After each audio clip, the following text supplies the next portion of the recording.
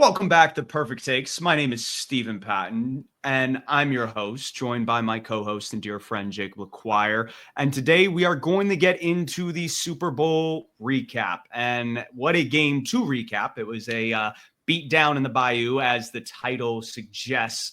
And before we get into kind of what happened on the field and kind of how disrespected the Chiefs were, I think that there is a player, a former Panthers player, that felt disrespected by one of the greatest quarterbacks in franchise history. I would say the greatest, only player in team history to have an MVP. It was Cam Newton. Cam Newton comes out and says on a podcast with Travis Hunter that he believed that when he joined the Panthers, and they had gone 2-14, picked him with the number 1 overall pick, that there were a bunch of losers on the team, or a bunch of bums on the team. And Steve Smith didn't take to that comment lightly. And what's interesting is Steve Smith's comment was going 53 minus 1 doesn't mean that there's like 52 losers or whatnot. And that wasn't Cam's wording. He didn't say everybody was a loser. He just said that there were a bunch of losers on the team, which if you are the worst team in the league, that is a correct statement to make. Yeah, they weren't doing a lot of winning in 2010, were they? And you know what the opposite of winning and being a winner is?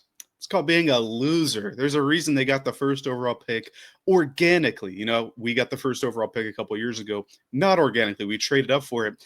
Panthers didn't have to do that when Cam came to town. And I know Steve Smith took offense. Charles Johnson also took offense on Twitter. But Jeff Schwartz. Yeah, don't get me started on Jeff Schwartz, but put yourself in Cam's shoes for a second. And no, he's not calling all the people on the team losers. He was saying like that's how the state of the team was when he got there. And his very first game, he goes out there, throws for over 400 yards, rookie record for passing. I believe it still is. Stroud might have passed him with one of the games, but 400 yards in his first game. The Panthers lose that game. The very next game, career game number 2 for Cam Newton, he does it again. And against the reigning Super Bowl champs. Correct. Against the Packers, right? Yeah. Yep. They lose that one too. So no matter how Herculean Cam's performance was, or anyone else's on the team for that matter, you can't throw 400 yards by yourself. People have to receive the ball and score. They lost, and that was what it was the year before. Before that, I want to say there were, 15 offensive touchdowns that year in 2010? None of them thrown by Jimmy Clausen, the incumbent starting QB before Cam got there. And I think the point Cam's trying to make is he was referring to being taken first overall. You're right. He's talking with Travis Hunter, right? I think we can agree is probably if he's not consensus number 1, he's pretty close to it. He's a guy that should be considered number 1 by the Titans if the Giants trade up and want to take Travis Hunter. Cam's trying to lay out that you're going to go to a bad franchise. Good franchises don't have the first overall pick. That's just not how it works. So when you go into that locker room, you're going to be entering an area that is used to losing. And in order to be great, you need to overcome that. I think that's the point Cam was trying to get across. But Steve Smith, who I think we know wears his heart on his sleeve, is one of the more emotional players in Panthers tenure or in Panthers history. I think he took offense to that, and I'm not so sure that offense is warranted. It's shocking because he didn't elicit him by name. And I don't know if this goes back to kind of the beef that was stewing before obviously Steve Smith got cut and then left to the Baltimore Ravens organization. But what's very interesting is that between that beef, it seemed like maybe they had rectified some of that issue in some of the training camps, because there's that one video where DJ Moore's sitting there with Cam Newton and Steve Smith talking to DJ Moore. He's like, oh, should I put him in my flex? Should I start you? And then Cam leaves and he goes, if you put up 2 points, I'm like cutting your ass, or like whatever the statement was. And that's classic Steve Smith. But that kind of banter, you would have thought that would have carried in, especially, and almost smoothed over what would have been in that earlier part. Because I think more of what a lot of Panthers fans thought that beef was related to is Steve Smith was later on in his career. He wanted to be on a playoff contender, winning games, and Cam Newton was early on in his career and wasn't quite there yet. So it was 2 really good players at different crossroads and 2 alpha leaders, and sometimes that doesn't jive. But the fact that both of these guys have podcasts in recent years, haven't had each other on their own podcasts. Underdog Fantasy is kind of the big representation for Steve Smith. They came out and defended Steve Smith's comments. Obviously, like you said, Charles Johnson, Jeff Schwartz, they've attacked Cam for these statements, and it just doesn't make sense. Like, everything that he said is true. It may not sit well with some of these players. And I know Jeff Schwartz wanted to point out, several of these players were on a team that went 12-4 a couple years ago. You're absolutely right. But they hadn't gone 12-4 in a couple years. They were under 500. Then they're the worst team in the NFL. And so in essence, when you have a new regime, when you have a new head coach, when you have a new quarterback, and they're having to get everything up and rolling on the ground, there's a lot of, I would say, a loser mentality that you have to get rid of and kind of get out of the culture. And that took a couple of years. We didn't see a winning season until 2013. So to think that this team was full of winners is just, it's a load of like horse shit, to be honest. And I know I'm using expletives left and right out of the gate, but like, it's very frustrating to see like two-star players in a team's history kind of go at each other. I don't know if there's a lot of precedence for that, to be honest. Like, these are two guys that I think fans would say are on the Mount Rushmore of the team, and they're at each other's throat. Yeah, and I'm sure like they got along when they were together on the team and stuff like that. But to your point, they've never really interacted outside of like in the media that we know of, and they're both pretty prominent. I think the way Cam worded it, just people took offense to it, and I understand it, right? Some people think that he's calling them a loser, right? And that hurts to hear. You never want to hear somebody call you a loser, especially in relation to like your career, your craft.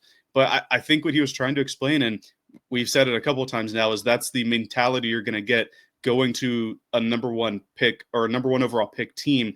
It's your job to change it with your teammates there. And to your point, 3 years later after Cam was drafted, they did change it. They went to the playoffs. Really, it was at the end of year 2 when they went on that run in December and then carried that into 2013. That's when things started to change. That's when the loser mentality was gone. And so I think when Steve Smith, Charles Johnson, Jeff Schwartz, anybody out there who's offended is taking offense to this, they have to realize that Cam's right. It wasn't just him coming in and fixing it. It wasn't just Ron Rivera or Chudzinski, who I wish was there for more than the 2 years that he was. But it took an effort to go from loser mentality. The team was losers. They had the first overall pick. We can't get over that. I'm not saying that Steve Smith is a loser human being, but at the time, the Carolina Panthers were losers. And as a team, they got over that. That's what Cam is trying to tell Travis Hunter. You're going to walk in. Let's say he goes to the Titans. Let's say the Giants trade up to 1 and take Ward, and Abdul Carter goes 2 to the Cleveland Browns. Let's say he goes to the Titans. The Titans haven't been good since Vrabel was there, right? Travis Hunter is going to walk into a situation where they are losers in the first year, or it would have been in the first year of Brian Callahan's tenure. Will Levis did not look good after they surrounded him with veteran receivers. The O-line didn't perform well. The defense, which had been carrying the team for years, really, even back into the Vrabel tenure, was not a top 10 unit. Like, you're going to be walking into a place that is not in a good place, but it's up to you and the team around you and the coaches to change that. That's what I took away from this. Maybe I'm just a big Cam fan or I'm a Cam Newton stan, but I think the attacking him on Twitter is going a little too far. And I'm happy to see that a lot of fans are on Cam's side of this, because Cam said some things, and a lot of times people on Twitter and in the NFL sphere don't really back him up, but like the majority of Panthers fans I see are coming to back Cam Newton's statement up. So I'm happy to see that, because I didn't want this to be another Cam quote that's been misconstrued, and then the media does a 1-month talking head segment on it. Well, it's like between obviously what you're alluding to, the MVPs over the Super Bowl victory, and then now this, it gives a lot of like me instead of the team. But I want to go to the classic Kobe Bryant in that statement. It's like, yeah, there's not an I in team, but there's definitely a ME in that motherfucker. Like, what are we doing? Like, I just don't understand like how you're going to knock somebody for just making a true statement. And I know it's going to rub people the wrong way. And that's probably why Cam Newton is not in good graces with the Panthers, like organization as a whole. And that's why you don't see his image at all in the building. You don't see his name talked about. All these like trips to Germany, he wasn't there. And it's like, why is he getting the short end of the stick? Like, even if he rubs you the wrong way, like to me, like this is such a cornerstone of who this and this franchise was over the past, like what, 25, 30 years. Like this is a very young team. And this is arguably one of the best players to ever play for the team. So I think he's got the short end. To that point as well, Steve Smith did not have nice words for the Panthers for like a decade after he left. It was when he got Tepper dirty. He did, but he and Tepper kind of reconciled. I think it was at like 2022 or whenever he was inducted into the team's Hall of Honor. But he was not saying nice things about the Panthers either for the longest time. And he, when he left in 2014, he was calling the Panthers losers. He allegedly put the story out there before we played the Panthers, that is, before they played the Ravens in 2014, that said Cam Newton doesn't know how to read defenses.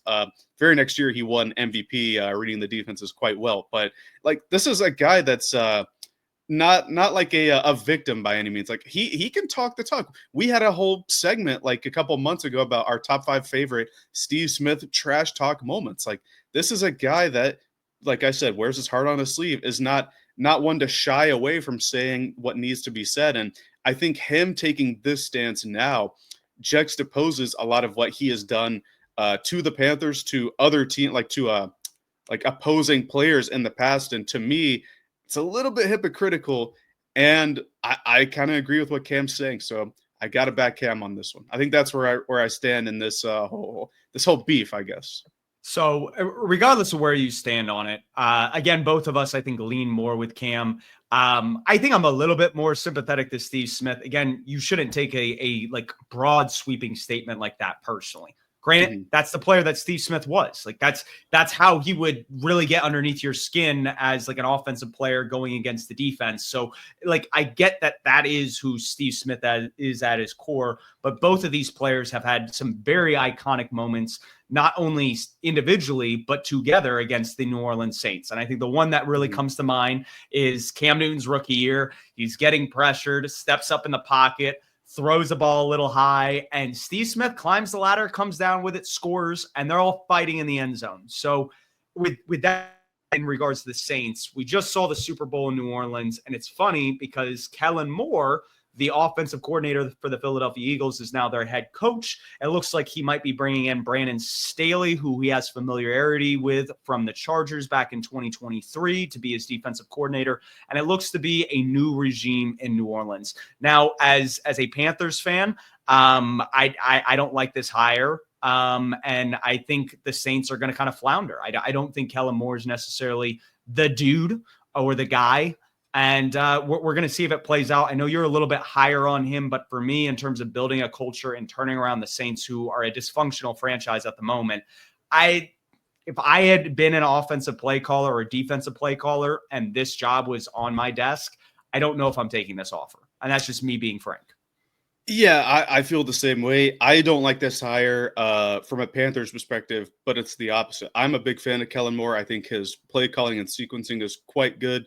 I think it's a bit ironic that he is now Brandon Staley's boss when it was the opposite 2 years ago. But to your point, like the Saints are just incredibly dysfunctional. There's no real superstar talent on either side of the ball. Old QB, the trenches are bad on both sides. I think as it stands now, they're 50 over the cap, so they have a little less than a month to get under the cap there. They always do, but that's going to involve pushing more money over the cap next year. And the guy who has orchestrated that, the architect of that horrible cap structure, is still there. Mickey Loomis is still the general manager. And it's tough. Like, where do the Saints go from here? Because obviously Kellen Moore just won a Super Bowl, right? I thought he did a great job play calling. Jalen Hurts really elevated himself in the playoffs. I think Kellen Moore had a lot to do with that. But what do the Saints do now? They have the 9th overall pick. Is Kellen Moore going to want to get his QB this year? Like, are they going to go Jackson Dart at 9 or something? or like trade up and try to get Shador Sanders, even with a pretty poor O-line, poor D-line, and all that money that they have to like pay forward in the cap. I don't know. I hope he does poorly as a Panthers fan, but as a Kellen Moore fan, I just kind of feel bad for him. Like, pull a Ben Johnson, man. Just say like, this isn't the ideal situation here, and I just won a Super Bowl. I don't think I'm going to get fired next year. I would have stayed with the Eagles if I were him. And to me, I don't know if Kellen Moore's at that point in his career where he had a couple of interviews a few seasons ago when he was the Dallas Cowboys offensive coordinator. Obviously, the Panthers interviewed him, chose Frank Reich over him. And to me, that spoke volumes because we've seen how that played out with Frank Reich that didn't go over so well.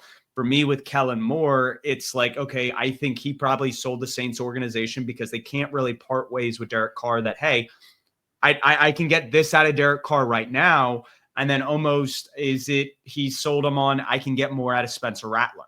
And I don't know exactly what the whole claim to fame was in those interviews when they were discussing kind of the dream for this team and how they're going to turn it around. But I don't think they're in a state where you can move up for one of the quarterbacks. Now, if they decide they want to take Jalen Milroe and try to build an offense similar to what we just saw in Philadelphia, that may be an angle and an approach for this Saints team. But they have to clean up this cap situation. That's going to take a couple more years. Mickey Loomis started to kind of undo some of what he had been doing over the past, 2017. So we're like almost over like 10 years or almost 10 years now. It's one of those situations where I don't know if Kellen Moore is going to be around long enough to actually fix this team. This seems like a stopgag, and he might be there for a year or two, but I don't think he's going to be the answer in New Orleans. Well, and it's interesting you bring up the QB thing here because I know Doug Nussmeier, who is currently the QB coach of the Philadelphia Eagles. It's rumored that Kellen Moore might bring him with him to be his OC. We don't know anything yet. We do know that the Brendan Staley one is likely for his defensive coordinator. However, Nussmeier is the father of Garrett Nussmeier, current LSU QB who went back a year. And if you know anything about United States geography, you would know Baton Rouge, where LSU is, and New Orleans are in the same state. So maybe they're setting up a Garrett Nussmeier play there for the 2-year long term. I don't know. But I think you're right there. Like, they can't really do anything with Derek Carr, right? Obviously, he doesn't have like the Deshaun Watson cap hit and stuff, but it's not pretty if they're trying to get rid of him. And to your point, like, what are they going to do if they do get rid of him, right? Their offensive line isn't good. Their defense just as a whole doesn't have a ton of talent there. I was actually surprised at the job the interim Rizzi was able to do with them and get more out of them. After Dennis Allen got fired, I didn't know if they would win another game. Like, that's kind of the state I saw the roster. Going into the year, we talked about it. I thought that they had maybe the worst roster in the league. So I was impressed that he got that out of it. But to that point, like, I don't know what the Saints are going to do. I'm looking at Nussmeier's career over here, and I think it would make sense if he does follow Kellen Moore there. I do think they had to have promised more a couple years, because if I'm Kellen Moore, and you're right, he doesn't have the Ben Johnson clout, but I think winning the Super Bowl and the position of being the OC in Philly is much more attractive than maybe position 31 or 32 for the head coach. So I think they must have really promised that he's going to have a long-term, or at least 2 or 3 years there to work it out. And maybe the whole wait and get a QB next year is the play for them. I just don't know. I think we both can expect them not to be super, super competitive. But crazier things have happened. Like, coaching turnarounds do happen. And I think it speaks volumes. If he stays there longer than a year or two, it's because he doesn't lose the locker room. If he loses the locker room, and that's why I don't like him bringing on Brandon Staley, these are guys that you question their leadership. You question whether or not that they can keep guys together if they're losing. And like you said, we're going to expect them to lose. This is not a good team. Well, and I think it speaks volumes that Mike McCarthy, formerly Kellen Moore's boss with the Cowboys, withdrew his name from consideration for this Dallas position. McCarthy is probably someone we think is only going to have one more chance at being a head coach. And he said, this isn't ideal for me. And then you look at the other top candidates following McCarthy in the search. You have Kellen Moore, who out of this group, I think is far and away number one. Mike Kafka, the OC with the Giants. Giants were not very good this year on offense. Anthony Weaver, who is the Titans defensive coordinator. Defensive coordinator. Yeah. Titans defense, not He super comes from great. Mike McDonald's staff in Baltimore. Yeah. Really good mind. And it was Rizzi, the interim coach. So I don't want to like put any of these coaches down, but it's not like a superstar list. It's not like having Ben Johnson, Liam Cohen, Aaron Glenn as your focal group that you're searching around. So I think when you have McCarthy withdrawing his name, that speaks to the situation of the Saints. Hopefully, for Kellen Moore's sake, he's able to stick there, turn it around, and get the QB. But if I'm him, I'm definitely maybe not definitely, because there's only 32 head coaching jobs, but the Philadelphia Eagles is certainly a better spot to be right now. And particularly right now, it's a better spot because getting into the game review, they just shellacked the Kansas City Chiefs. It was truly a beatdown in the Bayou, like you talked about. It's funny that Kellen Moore had to fly back to Philly and now back to New Orleans. But it seems like the Eagles never left. They truly dominated. And I had like two main points that I had back on Thursday when we were talking about this game. I talked about the talent differential between the two teams, and I left you with a point, and our listeners with a point, when I went over my perfect take. And it was when Mahomes played, the last time he played a Vic Fangio-style defense, he surrendered 5 sacks to the Carolina Panthers. You know how many he took in this game? A record-setting 6 sacks for Patrick Mahomes. Yep. And you know how many times they blitzed? I know that was a big discussion point for us. 0 times. They blitzed 0 times and were able to sack him with the 4 up front, and that allowed 7 to drop, something that we both know Fangio loves. That was one of my key sticking points, is that Fangio has the talent to rush 4 and drop 7. That's what they did, and they made Mahomes' life hell. 6 sacks, a lost fumble, 2 interceptions, one of them being a pick 6 by Cooper DeJean, who got first-round mock, I think is his Twitter handle. He got him clowned on Twitter because he thought DeJean was like a UDFA or something. Anyway, the story of the game was the Eagles defense just thoroughly dominating the Chiefs offense. Anybody who is down on Cooper DeJean, he should pronounce it DeJean. I feel like DeJean makes it sound like a mustard, but like DeJean gives it like class. But DeJean is the mustard, like Dijon mustard. I know, but like when you say it, DeJean, personally, I think that when you say DeJean, I think French or like proper, but I see the point either way.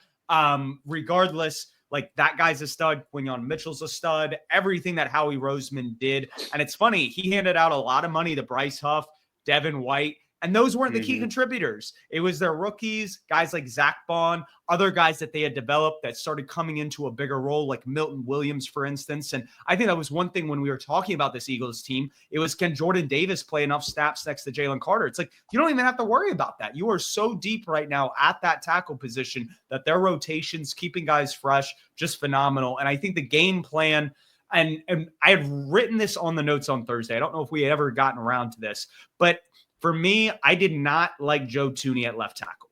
I felt like having we had talked about that quite a bit. Yeah. 4 out of the 5 like linemen, if you feel good about that, then you can slide protection over to the left tackle. You can help whoever you're putting there, whether it's your rookie, your second rounder, or not second rounder, but second year player, Mwanya Morris, DJ Humphries, who you picked up mid-season. Like some of those guys where it's like, okay, you can still help him, but they've traditionally learned how to play left tackle, even though they may not be Joe Thuney level good at it. At least you have a all-star left guard now to help solidify that offensive line. And too many times what we saw in this game is the Eagles were patient. They weren't trying to necessarily get around the edge. They wanted to push the tackles right into Mahomes, force them to step up, and then that's when havoc could get created. And unfortunately, what we saw is that the team kind of came out slow. Mahomes on that first drive, he was throwing behind. Kelsey had a pivotal drop, and they quickly fell into a 10-0 hole. But when you're in 3rd and 16, you cannot be panicked that early on in the game. And then that's when that pick 6 to Cooper DeJean happened. And it's frustrating from like when you watch Patrick Mahomes, Vic Fangio wasn't necessarily doing anything complicated. He was playing match quarters for most of this game. Like you said, didn't blitz. There wasn't a lot of simulated pressure. And because of that, it should have been just, hey, slow the game down. If it's not there, throw it away. And obviously, you throw that pick 6, you go down 17 to zip, You throw another pick to Zach Bond inside the red zone, give the Eagles another easy 7 points, and all of a sudden you're in a 24-0 hole. And they had an opportunity, I think, before halftime where they might have been able to climb back into it. Had DeAndre Hopkins not dropped a crossing route pattern, would have put him in Eagles territory. Maybe score a touchdown before half, get the ball at half. Now it's 24-14. We have a game going into the late third, early fourth quarter. Obviously, that's not how it played out. They got track raced, and I think part of it is that the Chiefs weren't ready for this moment. We talked about the offensive line. Obviously, Mahomes had a bad receivers weren't helping. Andy Reid didn't have anything going on the running game or any plays for this offense to kind of just lean on, and they seemed unprepared. And Mahomes, you could see it in his face, like the bags underneath his eyes, whether it was interviews with Tom Brady or some of the press conference stuff leading up to the Super Bowl, and then during the Super Bowl, I don't think they were prepared. They look lethargic out on the field, and they deserve to lose. That's arguably been the worst. Actually, it is. It's the worst game we've seen from Patrick Mahomes in his entire career. And obviously, it sucks to see it on the highest stage.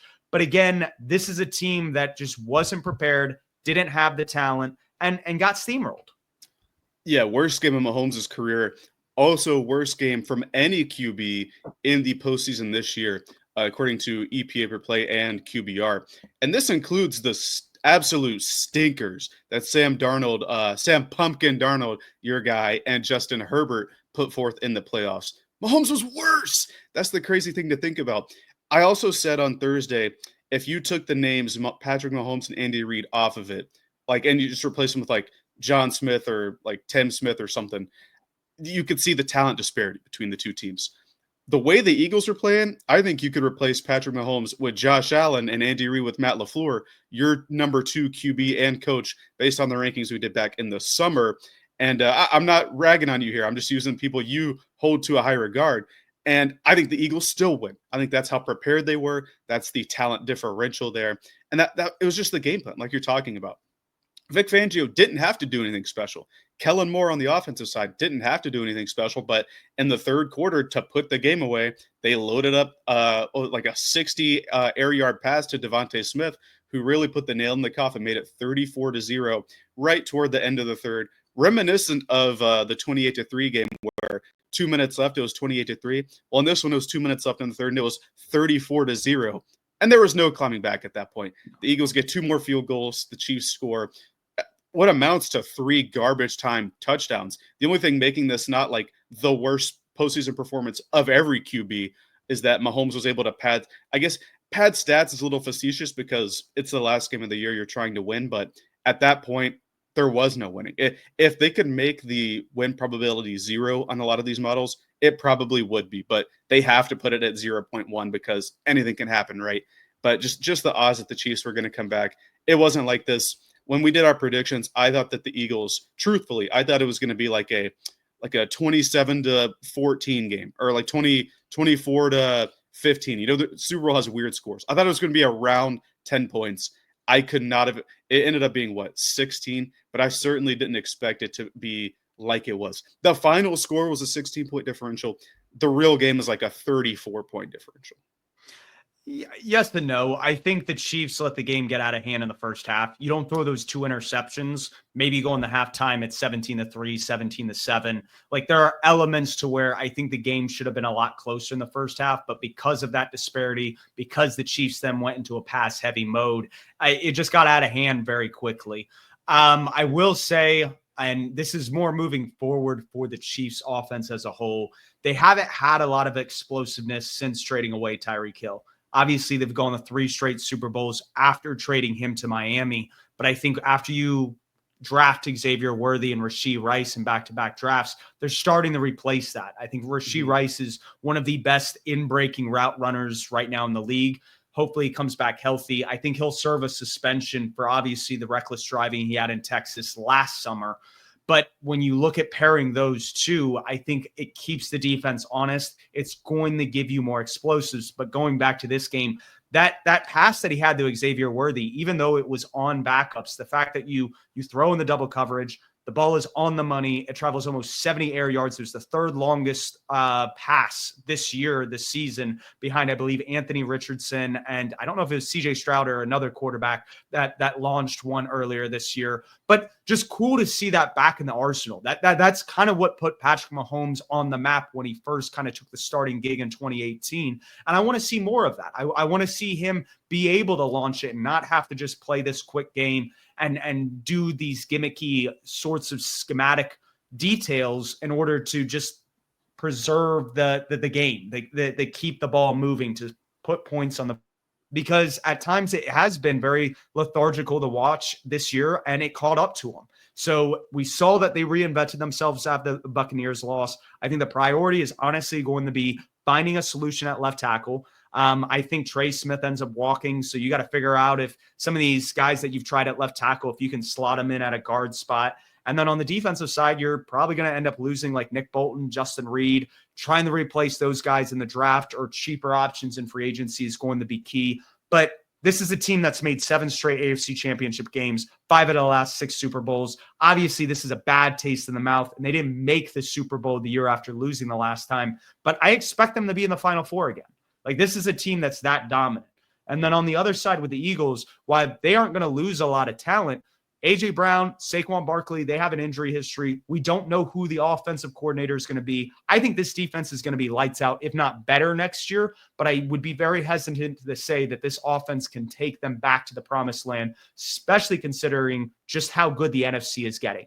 The Commanders are getting better in that division. The Dallas Cowboys might be able to bounce back and give them a little bit of fight in their own division. And then when you look across the NFC West, the NFC North, heck, the Buccaneers have given them problems in the NFC South over the past several seasons. There are teams that I think will cause roadblocks for the Eagles to get back there, and it will be very interesting to see how they face that adversity going in the next year. Well, the Panthers gave them problems this year. Like, we could have walked out of that stadium with a win if Leggett secures the catch and then the defense continues to stifle Jalen Hurts the rest of the day. And I think it's interesting, right? If you look at the dropbacks and pressure numbers in that game, Bryce was he had 1 less dropback and 1 less pressure allowed with his O-line, and yet he takes 1 sack. Just highlighting the difference in what we know Mahomes as, and in this game, 6 sacks, ton of pressure allowed, and he wasn't able to overcome it, while a guy like Bryce Young was able to overcome it. Obviously not in the Super Bowl, but that's good vibes there for the Panthers. As far as the Chiefs go, I think it's interesting you mentioned them being back in the Final Four, because I think they do have more to work on than we can suspect. And it's not just the players on the field.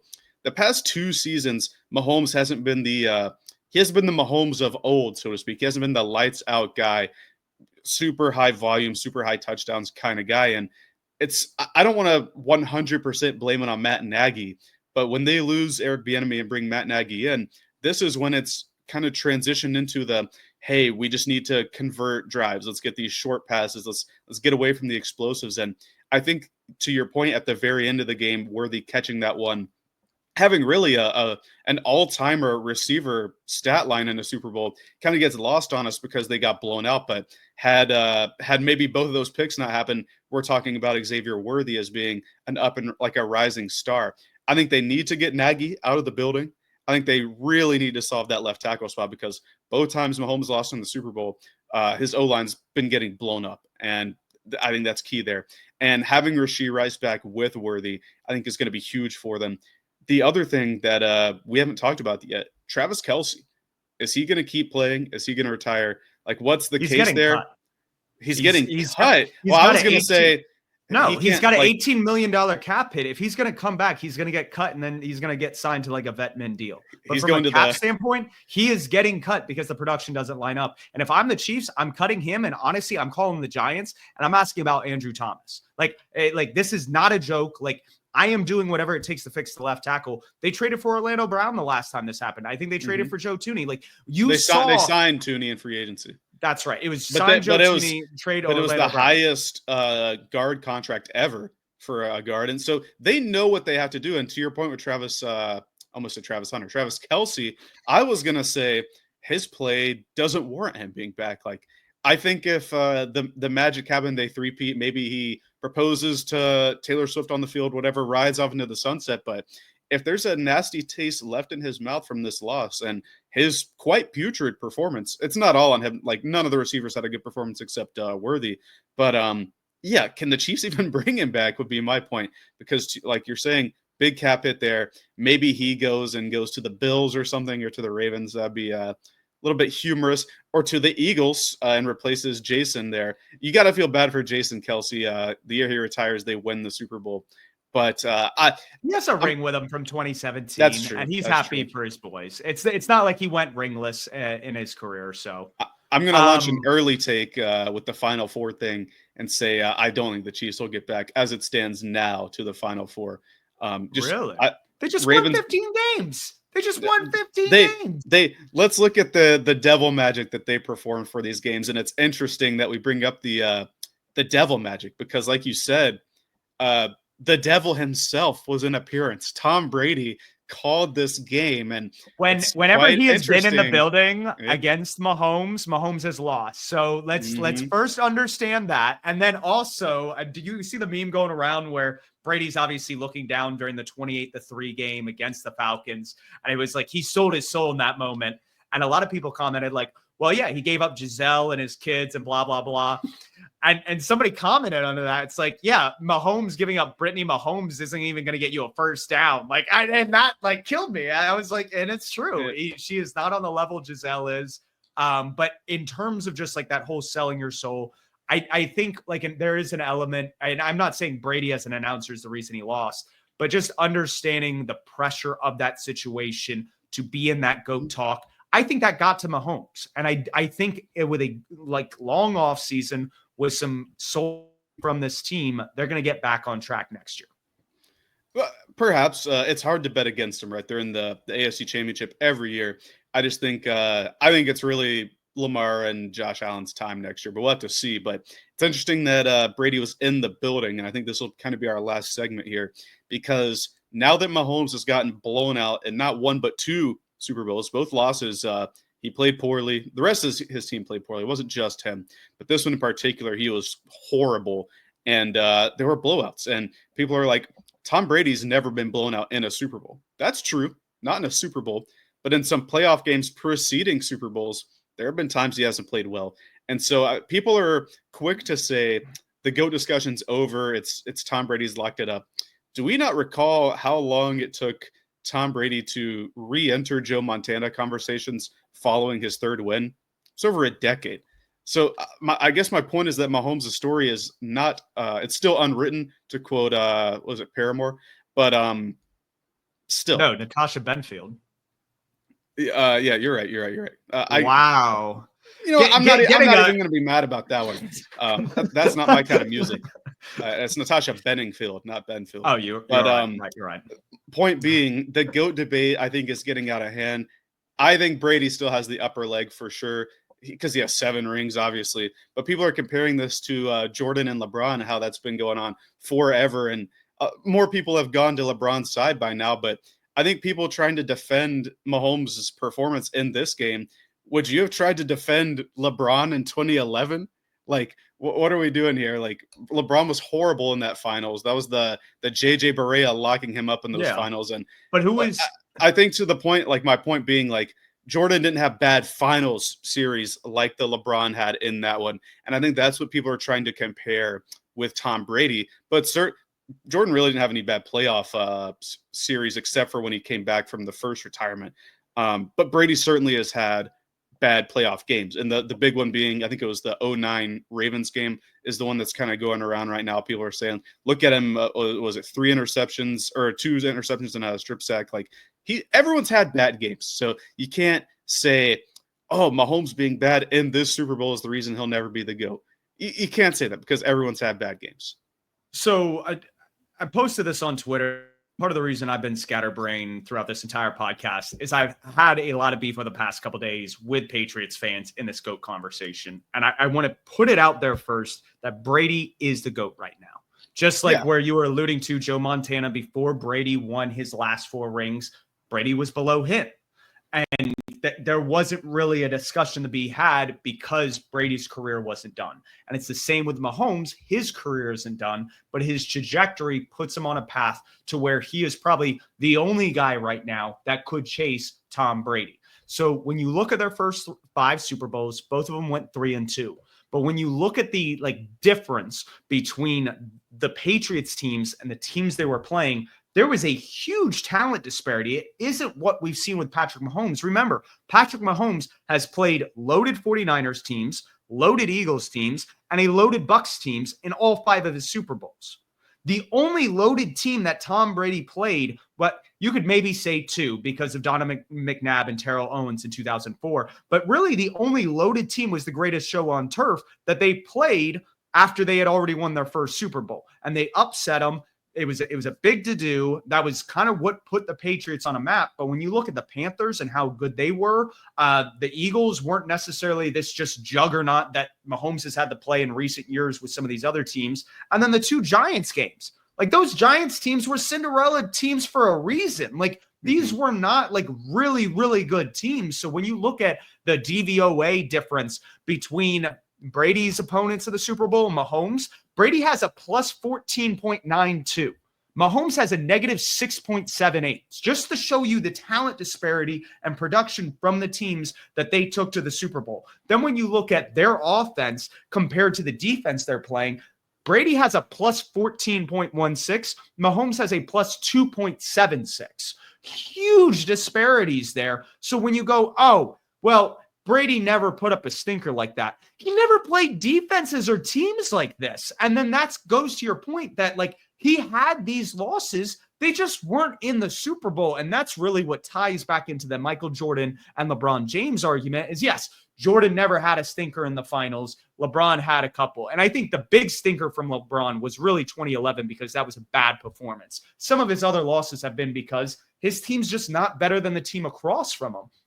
But ultimately, I think what this gets into when we talk about this GOAT discussion and we talk about Brady and Mahomes is when you look at kind of the difference of what Brady has done between 2005 and 2013 based on how Mahomes has started his career. Remember, 7 straight AFC Championship games. The longest streak is by Tom Brady with 8 seasons 2010s. So that wasn't the start of his career. That was after he was already established and knew how to win games.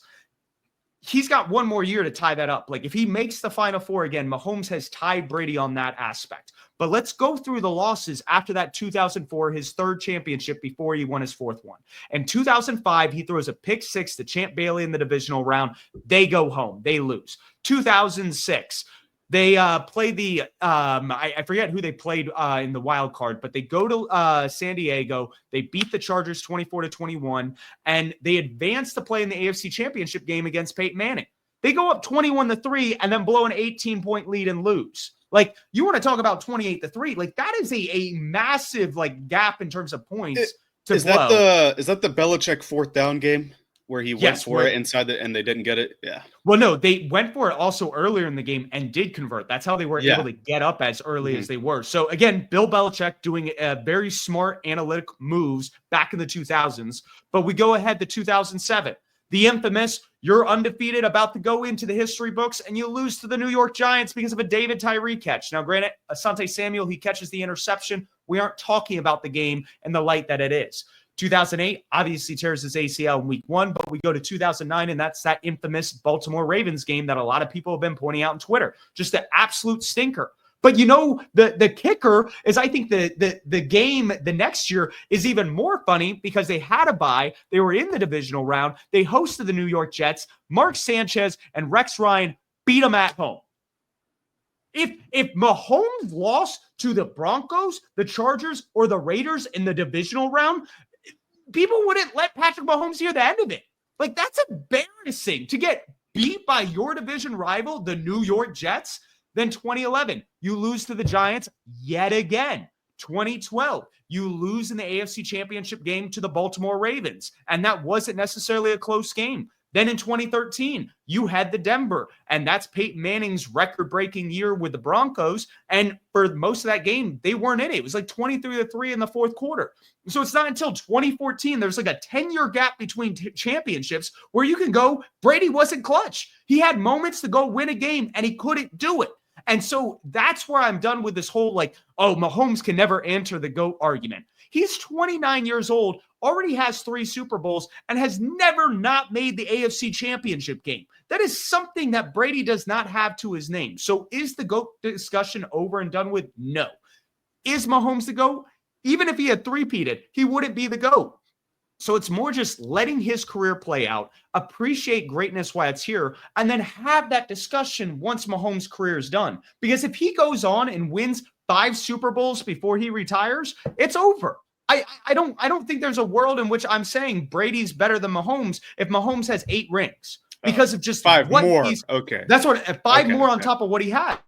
You pass the 7. I think his accolades would be better. And currently, when you look at his projections, he's outpacing where Brady was through 7 seasons, whether it's EPA, DVOA, DYR, like any of these ELO rating, like any of these advanced metrics support Patrick Mahomes through the first 7 years. So that's where it's everybody put the brakes on, appreciate greatness while it's here, and then let's have that discussion when it's meant to be had when Mahomes' career is done and over.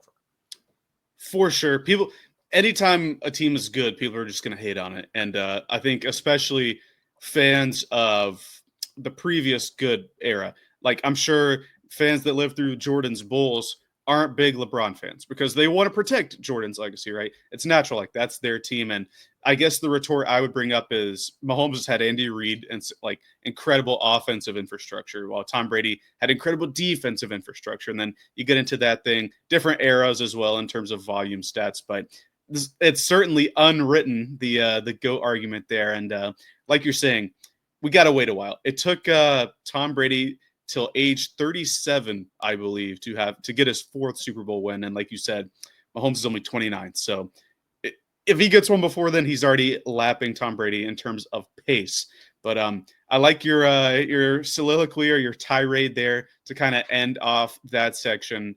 Tom Brady is definitely the GOAT still right now, but in 10 years, and nobody's disputing that. Yeah, and that's more just like let it play out because we don't know what's going to happen. This definitely doesn't close Mahomes' door to being the GOAT. He just made his 7th straight AFC championship, for God's sake. So we'll have to see. If we're still doing this in 15 years, maybe we'll come back and talk about it then. But I think it's time to get into takes territory. And I'm going to say the Panthers poach one of the Eagles defenders and bring him to our defense because we saw how willing they were to spend on interior offensive line and what a difference it made, right? Robert Hunt is a Pro Bowler.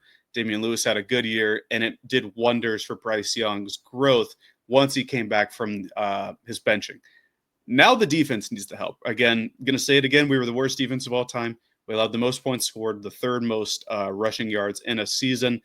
They got to hammer that defensive line. I think teams are built from the trenches out, and I think that Dan Morgan and Brant Tillis are going to be like, yo, Milton Williams, you want 25 a year? Josh Sweat, you want 20 a year or whatever it's going to take. I think they're going to get it done with one of those guys, or maybe even Zach Bond, who is a free agent as well.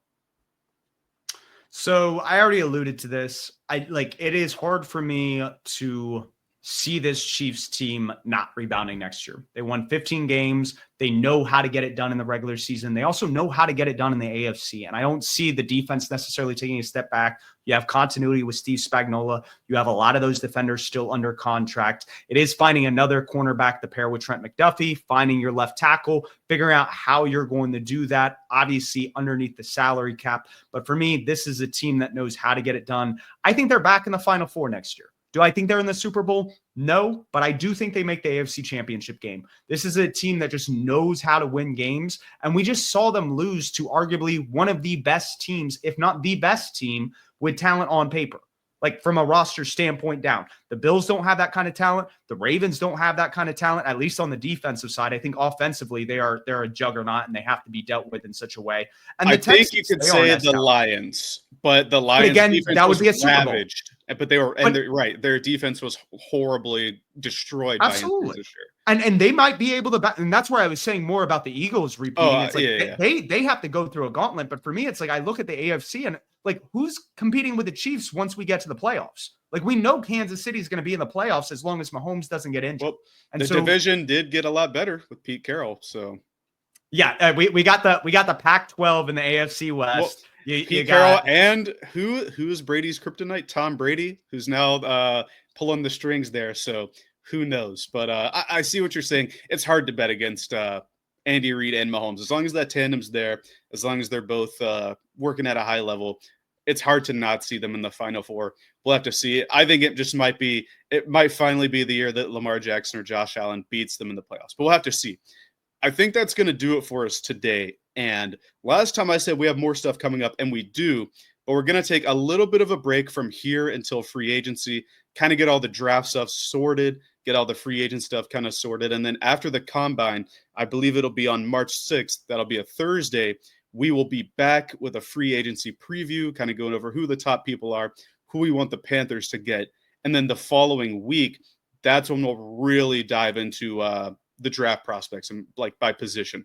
So until then, enjoy your break from Purrfect Takes from the NFL as the Eagles wrap up a win and as they ship off one of their play callers to New Orleans. But until then, we will catch you guys next time. Keep pounding.